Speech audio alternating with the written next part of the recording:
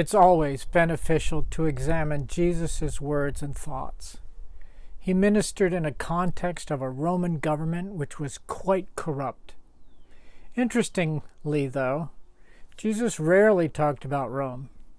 He knew his time was limited, and he chose to talk about the kingdom of God rather than the kingdoms of men. Today we look at Matthew 9 through 13, the calling of Matthew, the tax collector, or a customs agent. Matthew probably worked for Herod, and therefore by extension Rome. He collected a tax or import duties on any goods coming off the businesses on the Sea of Galilee or coming through the town on trade routes.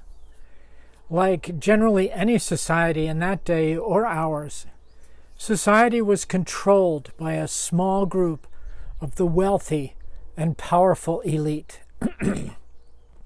This could not have been the first time Jesus had seen Matthew or vice versa. Jesus lived in Capernaum, where Matthew worked, and spent considerable time with Peter, Andrew, James, and John, who would have had business with Matthew, and who Matthew had probably cheated them many times. Capernaum was flooded with Jesus' fame and reputation. They must have known about each other.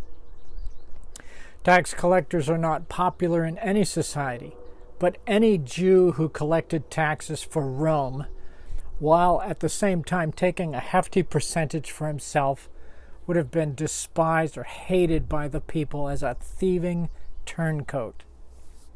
Though it's fair to say, I think, Matthew had some kind of an ache in his heart that was not being satisfied by his job, his position and status in society, or by his money.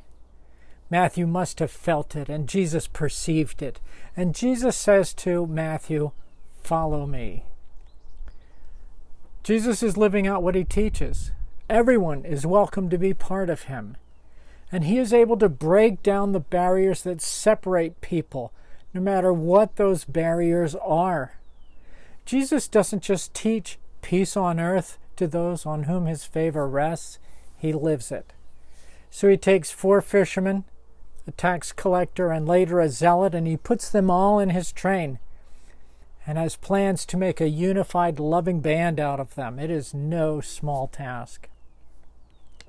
And in case we wonder, why Matthew, or Levi as he is also called, there are a number of good reasons to pick a guy like this. First of all, there is no better choice if Jesus wants to teach his followers to love their enemies. Second, he is a bridge to an entire subgroup of people. And we see, even in this text, how Jesus can reach out to that group through Matthew. Number 3, later, this Matthew will write an account of Jesus' life that will appeal to both Jews and Romans. He makes the perfect choice for an individual who knows both cultures and mindsets, a stroke of genius. Though Jesus is really inviting the fox into the hen house, and he knows it. But the text says Matthew got up and followed him. This sounds like such an extreme response, like giving up his job and his family, but it's probably not as extreme as it sounds. He is most likely still able to do his work while they are in Capernaum.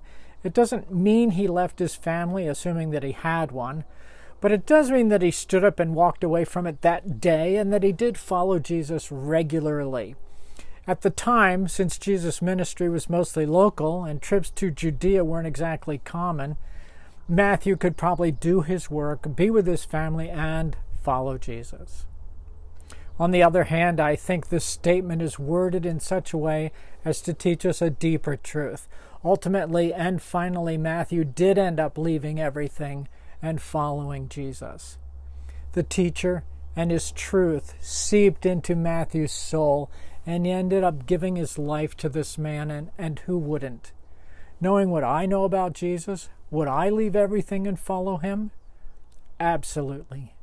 This man is worth giving one's life to, and a life lived that is modeled after his would be a life well spent. Even more interesting, then, is that Jesus has dinner at Matthew's house, and a collection of the most unsavory characters attends. think in our culture what you consider to be the most unsavory, objectionable, godless, hostile to religion people. And now picture Jesus enjoying a fellowship meal with them.